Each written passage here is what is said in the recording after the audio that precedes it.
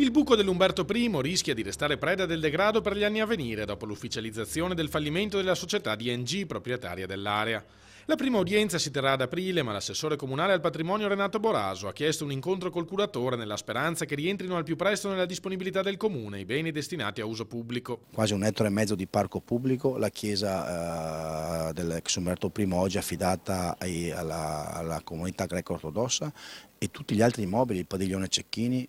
Gaggi, cioè tutti quei padiglioni importantissimi anche in via Antonio da Mestre su cui potevamo fare dei progetti e che non possiamo farli perché le banche hanno messo le ipoteche sugli immobili della città,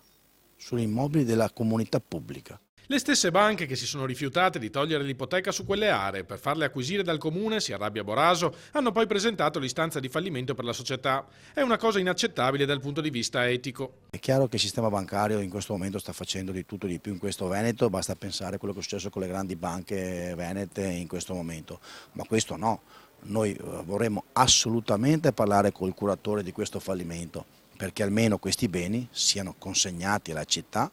Ci auguriamo che prevalga il buonsenso e quelle aree ci vengano restituite in tempi accettabili, avverte Boraso, in caso contrario faremo comunque valere i nostri diritti.